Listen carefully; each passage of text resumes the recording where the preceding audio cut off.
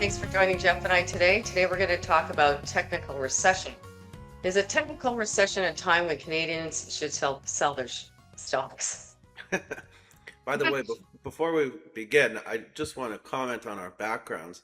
These were generated by artificial intelligence, and I guess the one behind me is much more grim than yours. Hmm. But I had to ask it to move City Hall to, uh, I guess, to my, well, on the screen on the right, just because otherwise you wouldn't be able to see it. Anyways, let's talk about our subject matter. Um, so, first of all, a technical recession is defined as two consecutive quarters of economic contraction. And right now, Canada has posted two declines. In the last quarter of 2025, the economy shrank a full 1 percentage point. And then in the first quarter of this year, it fell by 0.1%. So it's Mild. yeah, it's very mild. And they also revised these numbers later on. So this could be revised in either direction. If it's revised up, then we never were in a technical recession. But if you just take the numbers for what they are, we are in a technical recession. We are. So it's interesting because the stock market reacts, but it's usually the stock market and economy are two different things, right?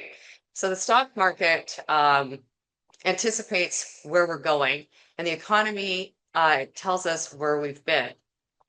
So I don't know how to tie it in. Well, no, that's exactly the point.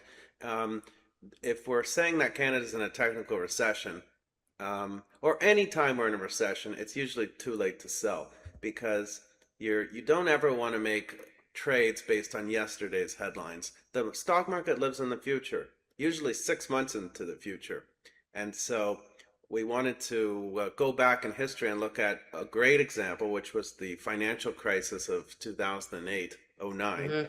and the market bottomed in Toronto on March the 6th, 2009. It was at 7,480 points. At that time, the unemployment rate in this country was 8.1%.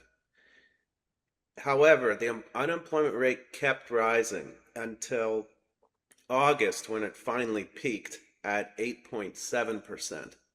But between the market bottom in March and the top in unemployment the subsequent August, the Toronto Stock Exchange had rallied 45%. So if you were waiting for unemployment to peak, you were way too late. You missed the whole rally.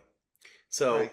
and it worked the same way on the way down. The Bank of Canada didn't actually declare the recession until December the 9th, 2008, but Hmm. yet the market had fallen almost 40% since Labor Day. Yeah. Which brings us, it's interesting because I guess some data came out on Friday in regards to jobs in Canada. And since the previous month, I guess the month of May, they've created 87,000 new jobs. Yeah, So, it's a huge gain, by the way. right. We put a chart in the blog. Have a look at that chart. That's the best month in a very long time, and it wiped out 80% of any jobs that were lost so far this year.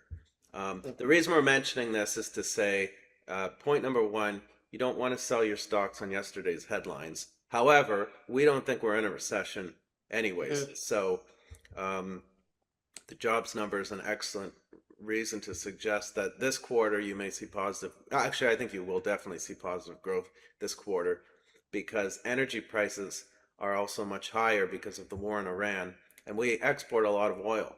So Mhm. we also saw that there was a trade surplus of about $2.7 billion in April, and that would have carried through into May and, well, we're almost finished June. So we've had high energy prices this whole quarter. So we'll see growth, for, in my opinion, for sure this quarter. So we are not in a recession.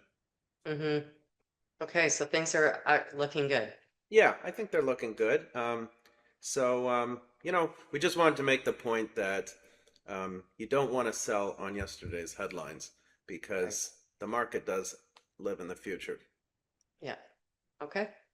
All right. Okay. Great, thank you.